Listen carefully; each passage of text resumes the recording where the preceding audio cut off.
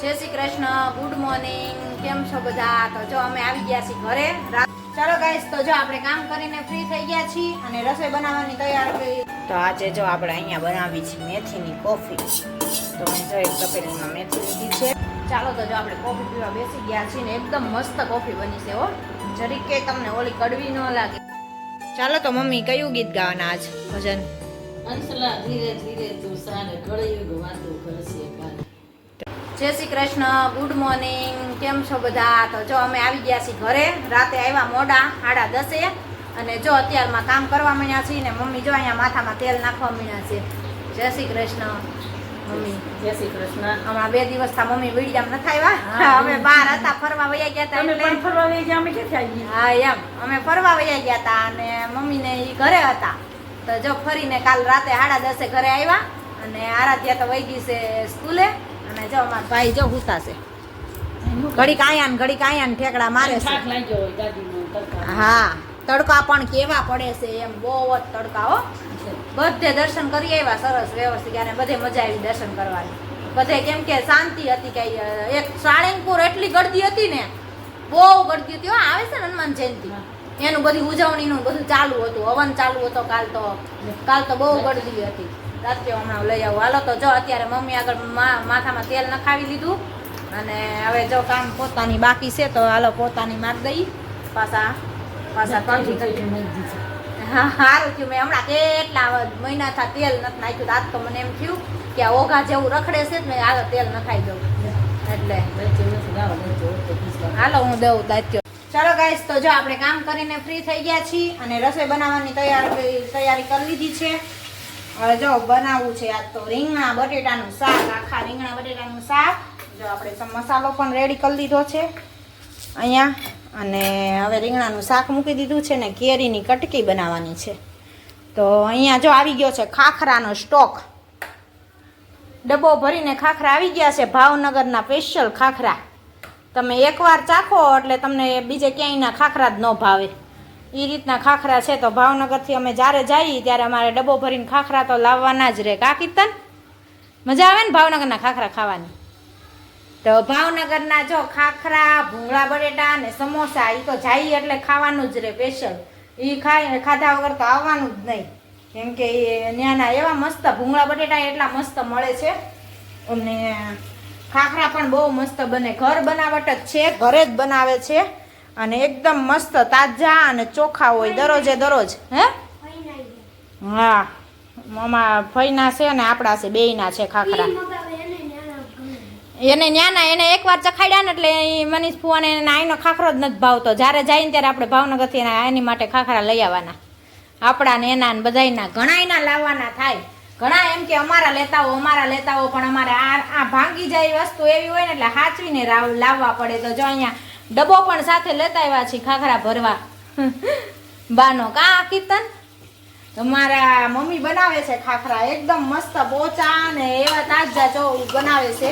તો ભાવનગર જઈને એટલે ખાખરા લીધા વગર નહીં આવવાનું. એટલે એ રીતનું તો પાછું જાવું. હજી વેકેશન કરવા જવાનું પણ બાકી છે.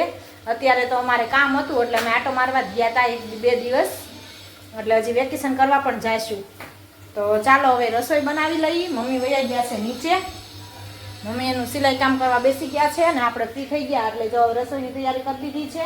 અને કીર્તનને જો સ્કૂલે જવાનું છે તો જો તૈયાર થઈને સૂઈ ગયો. એને આળોટતા જ આવડે છે. ઘડીક સોફે આળોટશે ને ઘડીક નીચે આળોટશે. અને અહીંયા મેચ એની ચાલુ છે, મેચ જોવે છે. તો શું છે IPL મેચ જ છે ને તો શું છે એટલે ચાલો તો હવે રસોઈ બનાવી લઈએ અને લેટ થાય જમવાનું. તો પેલા રસોઈ ફટાફટ બનાવવા મળી. નાસ્તાનો લંચ બોક્સ ભરવાનો છે તો એ રીતનું છે. આપણે જો જમીને ઉપર આવી ગયા છીએ ફ્રી થઈને હવે સૂવા માટે. અને જો 2 દિવસના કપડાં હતા તો હવે બધા ઠેકાણે કરશું. કેમ કે ધોવાઈ ગયા એટલે ત્યાંથી સવારે કાલ નીકળી ગયા હતા એટલે 2 દિવસના કપડાને બધું ધોયું આજ તો સવારમાં મમ્મીએ.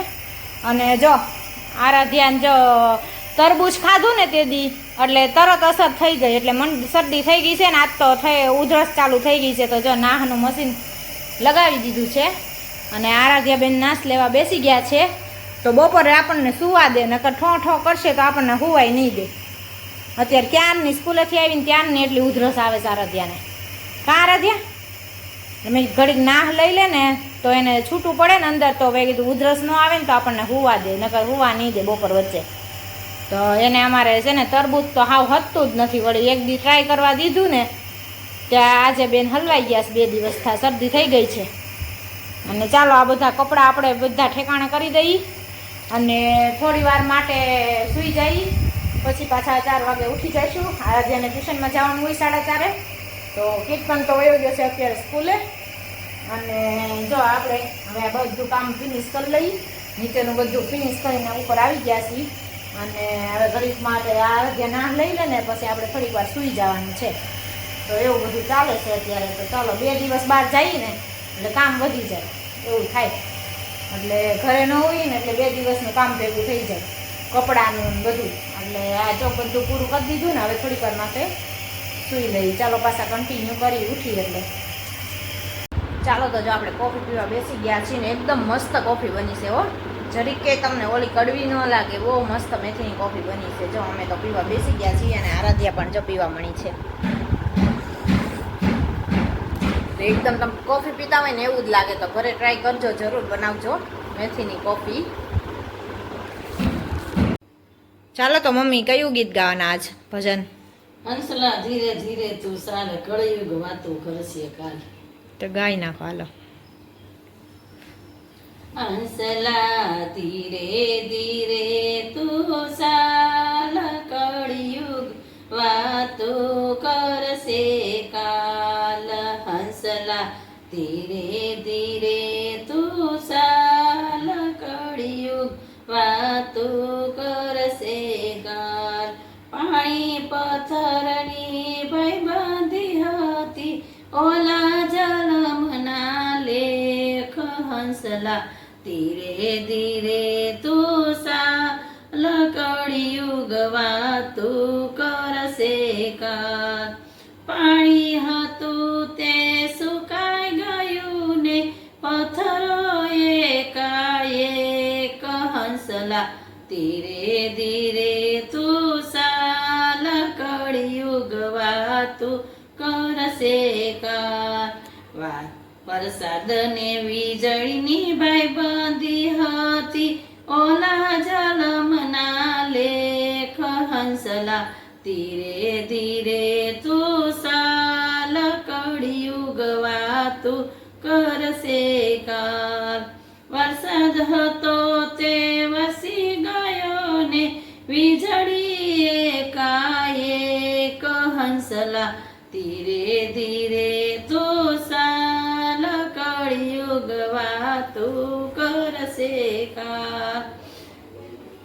વાદળાને આકાશની ભાઈ બાંધી હતી ઓલા જલમના લેખ. હંસલા ધીરે ધીરે તું સાલ કળયુગ વાતો કરશે કાલ. વાદળા હતા તે વિખાઈ ગયા ને આકાશ એકના એક. હંસલા ધીરે ધીરે તું સાલ કળયુગ વાતો કરશે કાલ.